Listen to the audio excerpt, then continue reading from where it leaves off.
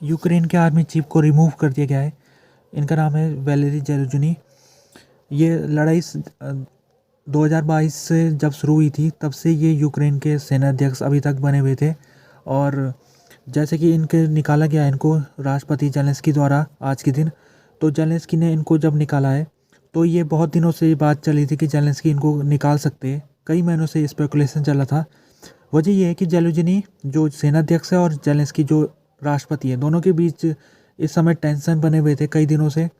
Rumour चल रहा था कि दोनों के बीच में इस समय संबंध बिगड़ चुके। जेलेंस्की जेलुजनी को निकालने की कोशिश कर रहे कई दिनों से, ये खबर आ रही थी। तो एक हफ्ते पहले की बात है कि जेलेंस्की ने जेलुजनी को अपने ऑफिस में बुलाया था और उनसे कहा था कि आप इस्तीफ़ा दे दीजिए, लेकिन जेलुजनी ने इस्तीफ़ा देने से मना कर दिया। फिर 2-3 दिन पहले खबर आई थी कि जेलेंस्की ने वाइट हाउस को बता दिया है कि वो जेलुजनी को निकालने वाले हैं। आज के दिन ये कंफर्म हो गया कि जेलेंस्की ने जेलुजनी को अपने ऑफिस में बुलाया आज के दिन और उनको कहा कि आपको मैंने निकाल रहा हूँ, मैं आपकी जो पोजीशन है, आपका जो पद है, मैं उससे आपको रिलीव कर रहा हूँ, ये उन्होंने आज के दिन कहा है। जेलुजनी की बात की जाए तो जेलुजनी एक बहुत ही ज़्यादा पॉपुलर इस समय सेनाध्यक्ष है। जिस तरह से उन्होंने अपनी सेना को खड़ा किया, जब लड़ाई शुरू हो रही थी तो ये लग रहा था कि 2-3 दिन में ही यूक्रेन सरेंडर कर देगा, लेकिन यूक्रेन ने जिस तरह से उस साहस ने एक सर्वाइवल वाली सेना की तरह उसने काम किया, कई उसको सफलता मिली कई क्षेत्रों में यूक्रेन को। तो उस सब की जिम्मेदारी अगर किसी को दी जा रही तो जेलुजनी को दी जा रही थी। जिस प्रकार से जेलुजनी ने अपनी सेना को खड़ा किया वो एक बहुत बड़ा उनकी कामयाबी थी। इसके अलावा जेलुजनी की जो पॉपुलैरिटी थी वो सेना में तो थी, लेकिन सेना के बाहर जो आम नागरिक हैं उनके बीच में भी वो काफ़ी पॉपुलर थे। ये खबर चली थी कि यूक्रेन में जनरल इलेक्शन जब होंगे, अभी डेट नहीं है कब होंगे, लेकिन जब भी होंगे तो जेलुजनी एक बहुत ही ज़्यादा पोटेंशियल राइवल बन सकते हो जेलेंस्की के। तो ये भी बात चली थी कि हो सकता है जेलुजनी जेलेंस्की के खिलाफ इलेक्शन में खड़े हो जाए। तो जेलेंस्की को लगता है कि उनकी जो जेलेंस्की की पोजीशन है उनको लग रहा था जेलेंस्की को कि मेरी पोजीशन अब खतरे में पड़ रही है, क्योंकि जेलेंस्की इस समय नंबर 1 पोजीशन है उनकी यूक्रेन में, यूक्रेन के राष्ट्रपति हो। तो उनकी पोजीशन को कोई टक्कर देने वाला व्यक्ति मिल गया था उन्हें। तो तब से ही जेलेंस्की उनको जेलुजनी को निकालने की कोशिश में लग गए थे वो। अगर देखा जाए तो जेलुजनी के साथ आज मीटिंग की है जेलेंस्की ने, और जेलेंस्की ने उनको धन्यवाद किया और कहा कि आपने 2 साल तक जो सेनाध्यक्ष का काम किया है उसका मैं आपके लिए धन्यवाद कर देता हूँ आपको। और साथ में उन्होंने जेलेंस्की ने कहा है कि जेलुजनी को मैं दूसरी किसी पोजीशन में डालूंगा, यानी कि वो किसी दूसरे गवर्नमेंट सर्विस में उनको डालना चाहते हैं। और जेलुजनी ने भी टेलीग्राम में उन्होंने आज पोस्ट किया है। टेलीग्राम में पोस्ट में वो कहते हैं कि इस समय ज़रूरत है, चेंजिंग की ज़रूरत है, और चेंजिंग के लिए उन्होंने कहा कि मैं तैयार हूँ, मैंने आज दे दिया इस्तीफ़ा और मैं सब लोगों का धन्यवाद करना चाहता हूँ, राष्ट्रपति और जितने भी लोगों के साथ मैंने काम किया सबका मैं धन्यवाद देना चाहता हूँ। तो ये चीज़ हो गई आज, बहुत ज़्यादा महत्वपूर्ण है ये। जेलेंस्की ने जिस प्रकार से उन्होंने पिछले कुछ दिनों से कोशिश कर रहे हैं कि वो जेलुजनी को चेंज करने की, तो उनकी कोशिश आज सक्सेसफुल हो गई। इसके अलावा वो कुछ और जो सीनियर ऑफिसर्स हैं उनको भी चेंज करेंगे आने वाले दिनों में। तो जेलेंस्की ने नए सेनाध्यक्ष की भी घोषणा कर दी है और नए सेनाध्यक्ष बने हैं ओलेक्जेंडर सिरस्की। इनको नया सेनाध्यक्ष चुन लिया गया है और इनकी पॉपुलैरिटी उतनी ज़्यादा नहीं है और इनके ऊपर आरोप भी लगते हैं कि इनका जो एफिशिएंसी काम करने का वो बेहतर नहीं है जेलुजनी के मुकाबले। लेकिन इनकी काफ़ी सीनियर ऑफिसर है, जब से लड़ाई शुरू हुई है तब से कर्नल जनरल की पद में ये तैनात थे और ग्राउंड फोर्सेस की ये लीड कर रहे थे यूक्रेन को।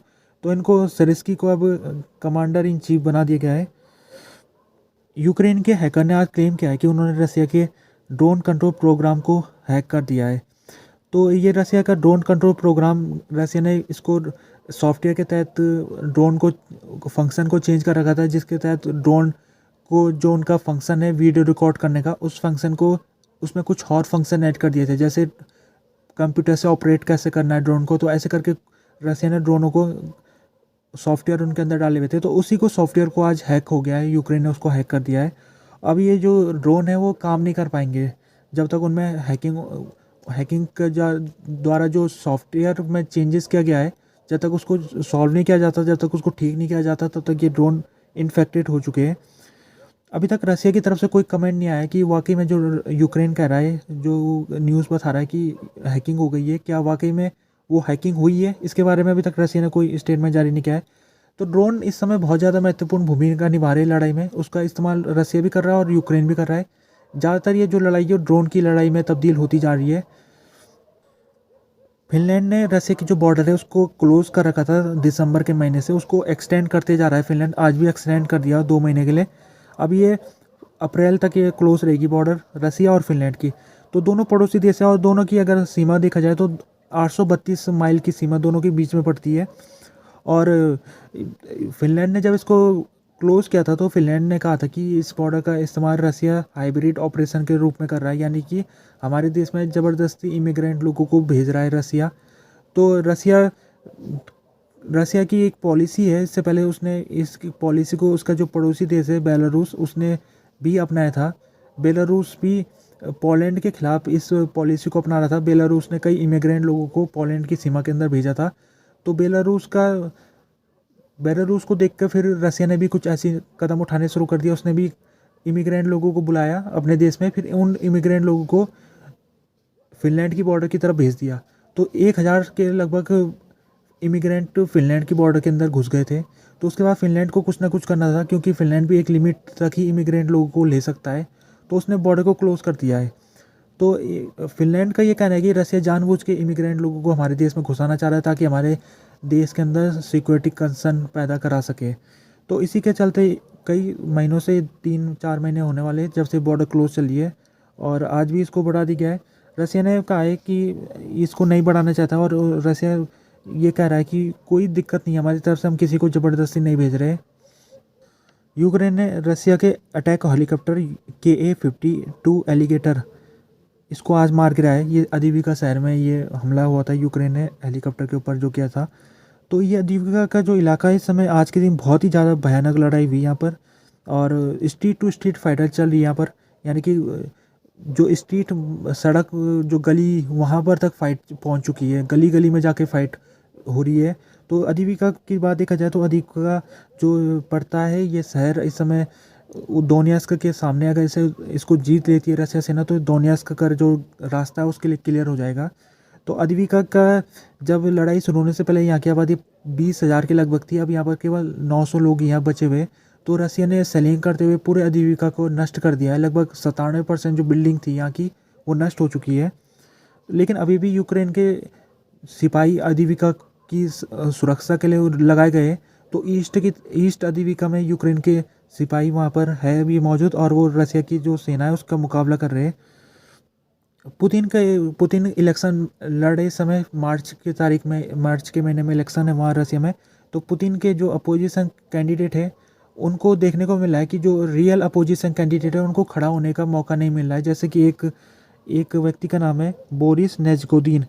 ये एक व्यक्ति है, बहुत पॉपुलर व्यक्ति है और इनको इलेक्शन में लड़ने के लिए इन्होंने 2 लाख सिग्नेचर भी जमा कर दिए थे, जो कि एक रिक्वायरमेंट होती है चुनाव लड़ने के लिए। लेकिन खबर ये मिली कि जो इलेक्शन कमीशन है रसिया का उसने इनको डिस्क्वालीफाई कर दिया है, क्योंकि इलेक्शन कमीशन का कहना है कि 2 लाख जो सिग्नेचर है इसमें ज़्यादातर सिग्नेचर फॉल्स सिग्नेचर है, यानी वो ऐसे लोगों का सिग्नेचर लिया गया है जो इस दुनिया में है ही नहीं।